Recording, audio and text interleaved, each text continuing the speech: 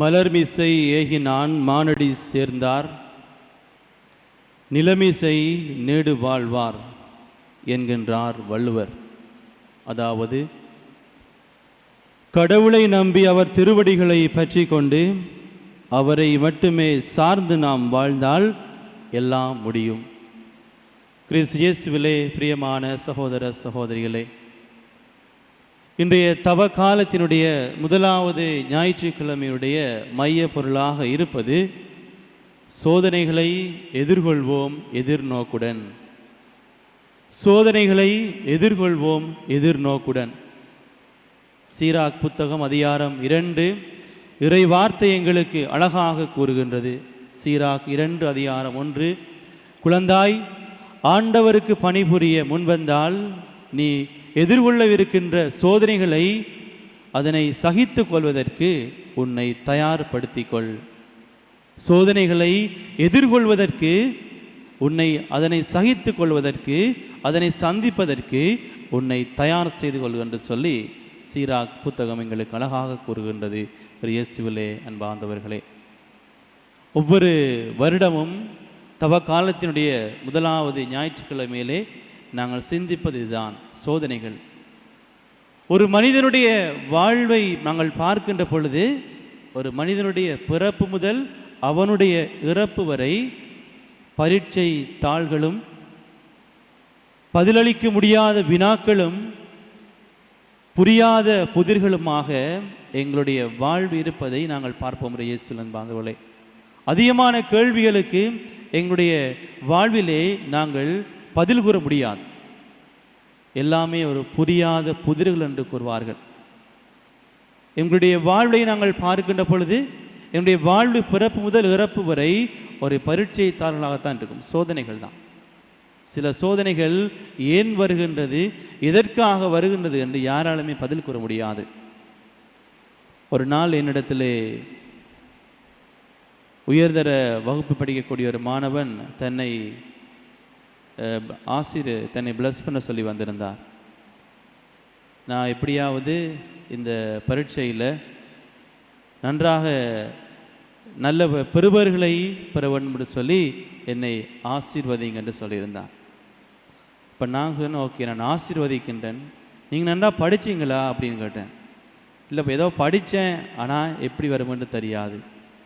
இயேசுவிலே அன்பார்ந்தவர்களே, ஒரு சாதாரணமான ஒரு மாணவன் ஒரு பரீட்சைக்காக தன்னை தன்னை நன்றாக ஆயத்தப்படுத்துகின்றானோ அவன் சோதனைகளை எதிர்கொள்வதற்கு சந்தோஷமாக செல்கின்றான்.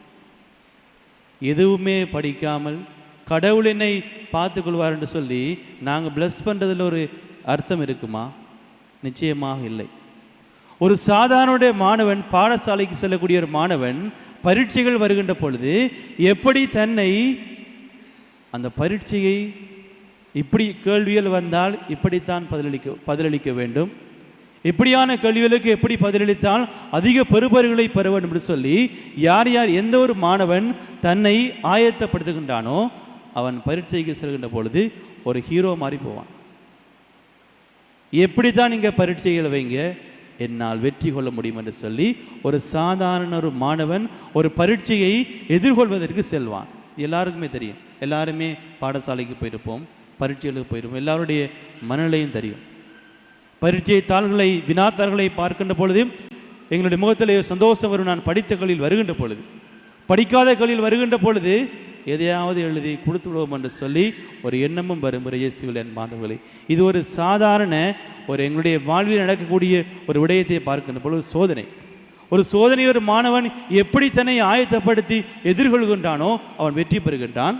நாங்கள் படிக்காத பொழுது கேட்கப்படுகின்ற கேள்விகளுக்கு ஏதேனும் ஒரு இடைவெளி இருக்கின்ற பொழுது நாங்கள் பரீட்சைகளில் வெற்றி பெற முடியாது. இது ஒரு சாதாரணமான அனுபவமாக இருந்தாலும் இயேசுவின் அன்பார்ந்தவர்களே, எங்களுடைய வாழ்வை நாங்கள் எடுத்து பார்க்கின்ற பொழுது எங்களுடைய வாழ்விலே குடும்ப வாழ்வாக இருந்தாலும் சரி, துறவற வாழ்வாக இருந்தாலும் சரி, அதிகமான கேள்விக்கணைகள் எங்களுடைய நாளாந்த வாழ்விலே வந்து கொண்டிருக்கின்றது.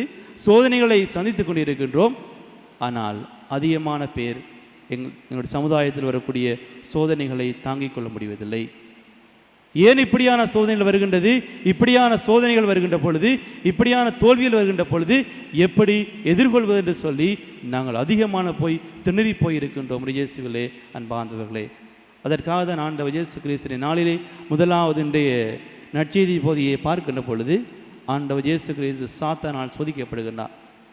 தூயாவியினால் பாலைவனத்திற்கு ஆண்டவர் இயேசு கிறிஸ்து 40 நாள் இரவு பகலமாக நோன்பிருக்கின்றார், பசியிருக்கின்றார். சாத்தானுக்கு நன்றாகவே தெரிந்திருக்கின்றது இவர் பசியோடு இருக்கின்றார், இவரை சோதித்து பார்ப்போம் என்று சொல்லி சாத்தான் அவரை சோதிக்கின்றான். ஆனால் ஆண்டவர் இயேசு கிறிஸ்து நற்செய்தியிலே நாங்கள் பார்க்கின்றோம் எப்படி அந்த சோதனைகளை அவர் வென்று காட்டினார். கற்களை அப்பமாக்கும்படி கேட்கின்றான். எருசலேம் திருநகரத்திற்கு அழைத்து சென்று உயர்ந்த பகுதியிலிருந்து கீழே குதிக்கும்படியாக சொல்லுகின்றான். நெடுஞ்சான் கடையாக சாத்தானை வணங்கும்படியாக கூறுகின்றான். ஆனால் ஆண்டவர் இயேசு கிறிஸ்து அவனுக்கு 3 விடயங்களை கொடுக்கின்றார். கடவுளின் வாய்ச்சொல்லால் நான் உயிர் வாழ்வேன். 2வது கூறுகின்றார், என் கடவுளாகி ஆண்டவரை நான் சோதிக்க மாட்டேன். 3வது கூறுகின்றார், என் கடவுளாகி ஆண்டவரை மட்டுமே பணிந்து வணங்குவேன் என்று அவனுக்கு பதிலடி கூறுவதை நற்செய்தியை நாங்கள் பார்க்கின்றோம் இயேசுவிலே அன்பானவர்களே.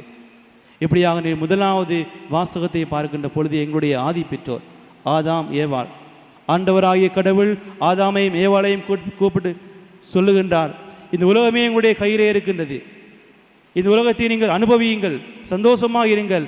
ஆனால் இந்த ஏதேன் தோட்டத்தில் இருக்கக்கூடிய இந்த தோட்டத்தினுடைய நடுவில் இருக்கக்கூடிய கனியை மட்டும் உண்ண வேண்டாம் என்ற ஒரே ஒரு கட்டளை கொடுக்கின்றார். அவர்கள் அந்த கட்டளையை மீறுகின்றார்கள் இயேசுவின். ஏன் அவர்கள் மீறுவதற்கு ஒரே ஒரு காரணம் சாத்தானுடைய சூழ்ச்சி. ஆண்டவராகிய கடவுள் அவர்கள் ஆதாமுக்கும் ஏவாளுக்கும் முழு சுதந்திரத்தை கொடுக்கின்றார். ஆனால் சாத்தானுடைய ஆதிக்கத்தினால், சாத்தானுடைய சூழ்ச்சியினால் அவர்கள் அந்த கனியை உண்கின்றார்கள். பாவம் என்கின்ற அந்த மாய வலைக்குள்ளே விழுகின்றார்கள், பாவத்திற்குள்ளே விழுகின்றார்கள், இறைவனுடைய அருவருப்பான காரியங்களை செய்கின்றார்கள். இறைவனுடைய அன்பிலிருந்து விலகி செல்வதை, இறைவனுடைய அன்பிலிருந்து விலகி சென்று வேறு ஒரு பாதைக்கு செல்வதை நாங்கள் பார்க்கின்றோம். முதலாவது வாசகம் இது அவளுடைய சோதனை. சாத்தானுக்கு நன்றாகவே மனிதனுடைய பலவீனத்தை தெரிந்திருக்கின்றது. ஒரு மனிதனுடைய பலம் எது, பலவீனம் எது என்பதை தீய சக்திகள் நன்றாகவே அறிந்திருக்கின்றது. இயேசுவிலே அன்பார்ந்தவர்களே, எப்பொழுதுமே தீய சக்திகளும் சாத்தானுடைய ஆட்சிகளும் எங்களை எப்பொழுதுமே சுற்றி கொண்டிருக்கும். எங்களுடைய பலத்தையும் எங்களுடைய பலவீனத்தையும் தீய சக்திகள் நன்றாகவே அறிந்திருக்கும். அதன் காரணமாக அவர்கள் சோதனை வருகின்ற பொழுது அதில் விழுகின்றார்கள். இதே சோதனையை ஆண்டவர் இயேசு கிறிஸ்து வருகின்ற பொழுது ஆண்டவர் இயேசு கிறிஸ்து அதனை வெற்றி கொள்வதை பார்க்கின்றோம். ஆண்டவர் இயேசுனுடைய வாழ்வை பார்க்கின்ற பொழுது அவருடைய வாழ்வினுடைய தொடக்கம் முதல் இறுதி வரை ஆண்டவரோடு வாழ்ந்ததை நாங்கள் பார்க்கின்றோம். என் தந்தையின் இல்லத்தில் நான் இருக்க வேண்டும் என்று சொல்லி அவர் வாழ்வை தொடங்கியவர். இறுதியிலே தந்தையே உம் கையில் என் ஆவியை ஒப்படைக்கிறேன் என்று சொல்லி இறுதியிலே ஆண்டவரிடத்திலே தன்னுடைய வாழ்வை ஒப்படைத்தார். என் தந்தையின் இல்லத்தில் நான் இருக்க வேண்டும் என்று சொல்லி தன்னுடைய வாழ்வை தொடங்கி ஆண்டவர் இயேசு கிறிஸ்து மரணம் வருகின்ற பொழுது, இறப்பு வருகின்ற பொழுது, இந்த வாழ்வை இவ்வுலகிலே முடித்து செல்லுகின்ற பொழுது கூட ஆண்டவர் இயேசு கிறிஸ்து தன்னுடைய திருவுளத்தை நம்பி திருவுளத்திலே கூறுகின்றார், ஆண்டவரே உம் கையில் என் ஆவியை ஒப்படைக்கின்றேன் என்று சொல்லி தன்னுடைய வாழ்வை தொடங்கிய முதல் தன்னுடைய வாழ்வி இவ்வுலகிலே செல்லும் வரைக்கும் இறைவனோடு வாழ்ந்ததை நாங்கள் பார்க்கின்றோம். இயேசுவிலே அன்பார்ந்தவர்களே, அந்த காரணத்தினால்தான் அவர் சோதனைகளை சாதனைகளாக மாற்றி காட்டினார். சோதனைகள் வருகின்ற பொழுது அதனை எப்படி கையாள்வது, அதனை எப்படி சமாளிப்பது, எப்படி அதிலிருந்து மீண்டு வருவது என்று சொல்லி ஆண்டவர் இயேசு கிறிஸ்து வாழ்ந்து காட்டியதை நாங்கள் பார்க்கின்றோம். இயேசுவிலே அன்பார்ந்தவர்களே, எங்களுடைய நாளாந்த வாழ்வை நாங்கள் பார்க்கின்ற பொழுது, எங்களுடைய குடும்ப வாழ்வாக இருந்தாலும் சரி, எங்களுடைய துறவர வாழ்வாக இருந்தாலும் சரி, நாங்கள் வேலைக்கு செல்லுகின்ற வேலை தலங்களாக இருந்தாலும் சரி, இப்படியான சின்ன சின்ன சோதனைகள் வருகின்ற பொழுது, இப்படியான தோல்விகள் வருகின்ற பொழுது இன்று அதிகமான பேர் தங்களுடைய வாழ்வை தொலைத்து நிற்கின்றார்கள். தங்களுடைய வாழ்வை வாழ முடியாமல் ஏன் உலகிலே வாழ பிறந்தோம், ஏன் இப்படியான ஒரு வாழ்வு என்பதை இன்று அதிகமான பேர் தங்களுடைய உள்ளத்தாலையும் தன் உடலாலையும் சமூகத்திலே வாழ முடியாமல் தடுமாறி கொண்டிருப்பதை நாங்கள் பார்க்கின்றோம். இயேசுவிலே அன்பார்ந்தவர்களே, இன்று அதிகமான இளைஞர்கள் யுவதிகளுடைய வாழ்வை பார்க்கின்ற பொழுது, இன்று அதிகமான இளைஞர்கள் யுவதிகள் சமுதாயத்தில் வரக்கூடிய சவால்களை எதிர்கொள்ள முடியவில்லை, சமுதாயத்தில் வரக்கூடிய தோல்விகளை ஏற்றுக்கொள்ள முடியவில்லை. குடும்பத்திலே சில தகராறுகள் வருகின்ற பொழுது, குடும்பத்திலே ஏதேனும் முரண்பாடுகள் வருகின்ற பொழுது அந்த சோதனைகளை ஏற்றுக்கொள்ள முடியாமல் என்று அதிகமான குடும்பங்கள் தவித்து கொண்டிருப்பதை நாங்கள் பார்க்கின்றோம். இயேசுவிலே அன்பார்ந்தவர்களே, ஆகவே நாங்கள் சவால்களை சந்திக்க வேண்டும் என்று சொன்னால், சோதனைகளை சாதனைகளாக மாற்ற வேண்டும் என்று சொன்னால், வரக்கூடிய சவால்களை முகம் கொடுக்க வேண்டும் என்று சொன்னால், ஆண்டவர் இயேசு கிறிஸ்து எங்களை அழைப்பது நாங்கள் இறைவனோடு ஒன்றித்திருக்கின்ற பொழுது, ஆண்டவர் இயேசு கிறிஸ்து எவ்வாறு இறை திருவிழப்படி தன்னுடைய வாழ்வை தன்னுடைய வாழ்வை முழுவதுமாக இறை திருவிழப்படி வாழ்ந்து காட்டினாரோ, அதுபோல நாங்களும் எங்களுடைய நாளாந்த வாழ்வை, என்னுடைய பிறப்பு முதல் இறப்பு வரை, காலை முதல் இரவு வரை எங்களுடைய வாழ்வையும் ஆண்டவரிடத்தில் ஒப்பு கொடுத்து மன்றாடுவோம். ஆண்டவர் தாமே எங்களுக்கு வரக்கூடிய ஒவ்வொரு எதிர்ப்புகளையும், ஒவ்வொரு சவால்களையும், ஒவ்வொரு சோதனைகளையும் தாங்கிக் கொள்ளக்கூடிய, சமாளிக்கக்கூடிய, சகித்து கொள்ளக்கூடிய சக்தியினை, பலத்தினை ஆண்டவர் தரவிடும் என்று சொல்லி இந்த திருப்பலியிலே நாங்கள் தொடர்ந்துமாக மன்றாடுவோம்.